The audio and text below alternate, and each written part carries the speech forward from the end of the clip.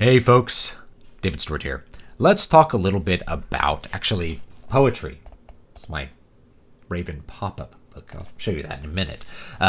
I've had a lot of people recently ask me to talk about poetry, either to look at their poetry and give feedback, which I usually can't do for a variety of reasons, or to talk about, say, Tolkien's poetry, which it would be a good separate video, I think. Talk about how do I put poems into my books. And my response is usually I'm not the best at this, or it's really not my area of expertise.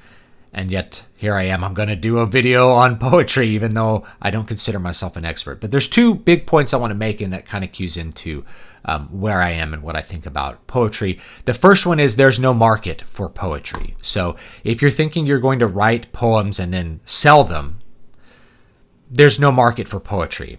But this reason really cues into the second one, which is our culture has lost its poetic tradition.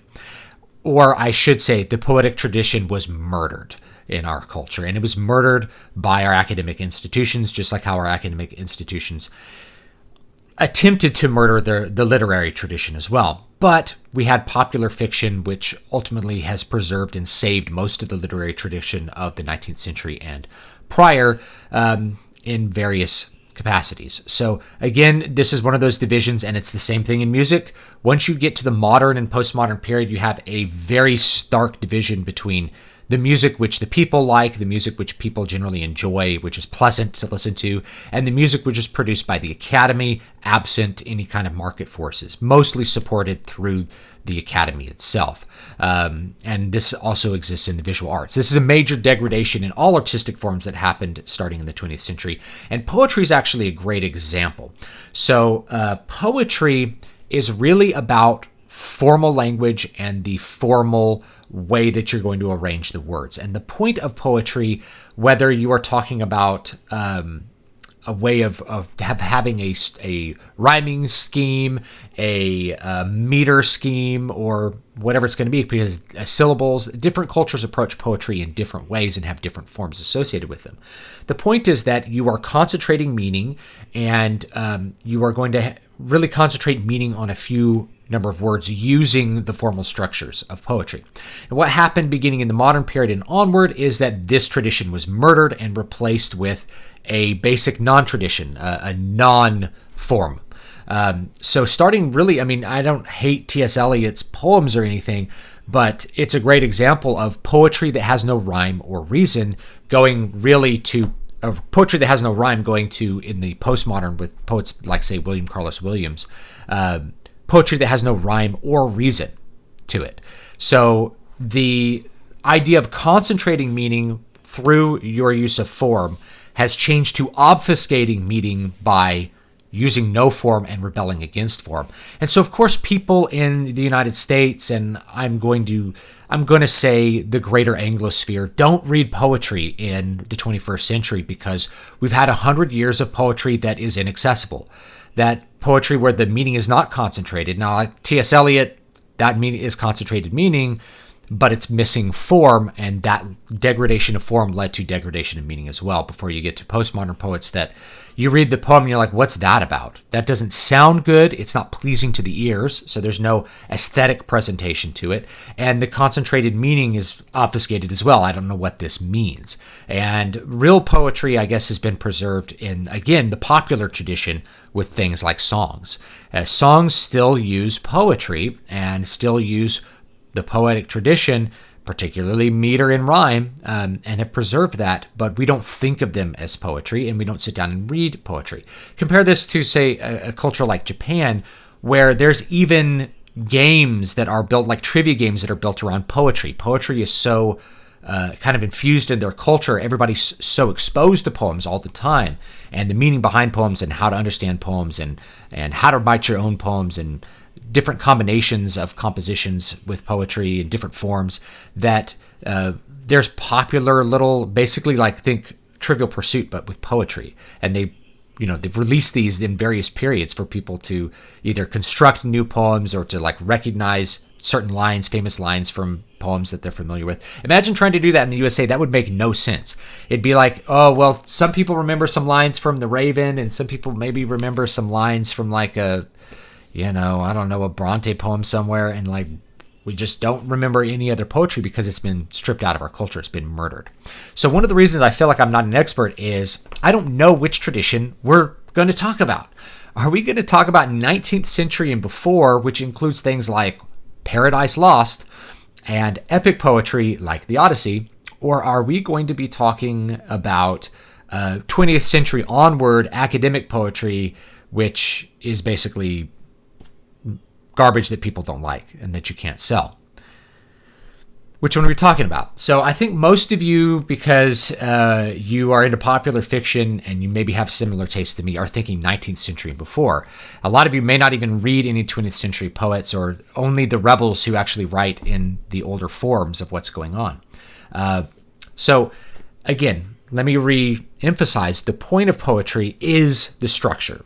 It is the form that you're going to take with the poetry. If we look historically, all the way back to Anglo-Saxon or something like that, poems have a form. They have either a meter or some way that limits your word choice and makes it an act of skill. Just like any art. Art is a skill performed to a standard. And that's the way poetry used to be. Now it's purely about trying to concentrate personal expression in a way that doesn't make sense to the listener, or in the postmodern sense, the reader or listener can just assign their own meaning to the poem, and that's part of the fun, or that's the way that it's supposed to be, that there is no inherent meaning to the poetry. This is not the tradition that I operate in. It's not the tradition for the poems that I put in my books, and I do put some poetry in my books here and there in the form of songs and things like that, but not a lot of it. And I think this is partly why, is that I kind of divorced from the tradition because the tradition was murdered so long ago. But if, like, we go back to Anglo-Saxon, rather than rhyme, it's alliterative verse. So rather than like rhyming verse or what evolved to have metered verse, you have alliterative verse where every word starts with the same sound. Avoid alliteration always. And alliteration is really useful if we think back to, say, times when people were less literate. Verse was extremely useful for getting people to remember things because alliteration or rhymes, they make things easy to remember. An apple a day keeps the doctor away. We remember all kinds of little rhymes because of this matching of formality. So for somebody that was going to memorize the stories of their people, having those stories in a verse form made that memorization much better because lots of people were not literate and didn't have the tools necessary to, like, I'm going to write it. I can write it down and look at it whenever I want to. They're listening to a poet speak and they have to remember as much of it as they can. They have to really use their memory. So things like alliterative verse, rhyming verse, meter, all of those things help us to remember it better. And that, of course, goes better with the concentration of meaning. And so the form helps firm up that concentration of meaning, and it helps us to remember what's going on in the poems. It makes poems memorable. Once you start to discard that, then you end up in a space where poetry is merely less obvious prose. We'll just write prose. So if you're going to be writing postmodern poetry and expect people to understand what you're talking about, you're better off writing prose. If you're going to write real poetry, you should probably look at 19th century before and study those forms. And Edgar Allan Poe is actually a great person to look at for poetry. He was so strict with the structure. He was criticized with it. He cared more about the structure than the meaning, and he never gave himself any leeway with what he was doing. But I think it makes his stories more memorable as a result. That strict verse is always running through everything. Here's another quick, interesting thing. Most of the stuff written by, say, Charlotte Bronte is written in a very common, I think, octameter. You can sing all of her poems to Gilligan's Island's theme. So next time you pull out one of her poems, you can do it. And I've noticed this in kids' books that use that common like octameter, like Little Blue Truck. The Little Blue Truck books can be sung to Gilligan's Island's theme. It's like little blue truck came down the road. Beep said blue to a big green toad. Toad said croak and winked an eye when little blue truck came rolling by. Right? So you can sing the whole book to Gilligan's Island because the structure is really strict. But anyway, this pop-up book's cool. I'll show it to you. My sister got this for me for Christmas, and it's just like a really fun way to present just a poem. Like, there's still weird little products like this that focus on these old poems because they're such a part of our cultural identity.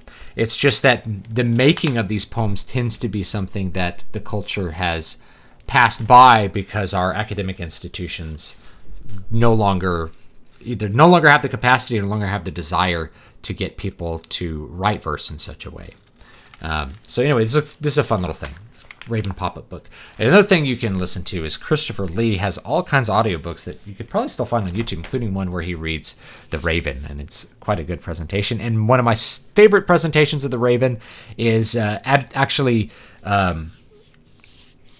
James Earl Jones on The Simpsons. He reads it really, really well. So that Simpsons Raven episode is a good one. But poems still are part of our culture. It's just we have to look a lot further back than I think other cultures that have a more active tradition in poetry, and where the idea of poetry is sticking to tradition rather than what happened in the 20th century. Was like, we're going to make our own aesthetics, meaning we're going to make our own forms of verse, and it makes the poems a lot less memorable. You might remember some T.S. Eliot stuff. We are the hollow men, we are the stuffed men, heads filled with straw.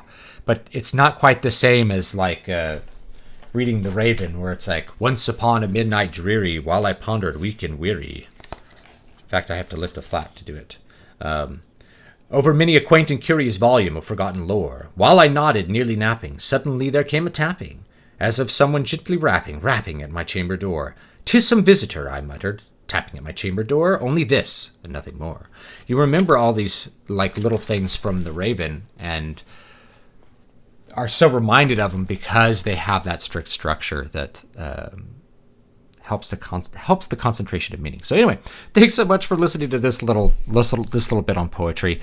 Leave me your thoughts down below, and I'd be curious to know what you think about modern poetry. Maybe there's modern poems that I've missed because I guess I've let the Academy decide what poems are worth studying in the 20th century rather than seeking them out on my own. And again, I'm not an expert in poetry. Someone else out there probably is, and you can give a lot of good advice on how to write really great poetry. Otherwise, I just kind of go with my gut and do what I've done, which is learned through practice writing poetry for 20 years. So have a good one, and I'll see you guys next time.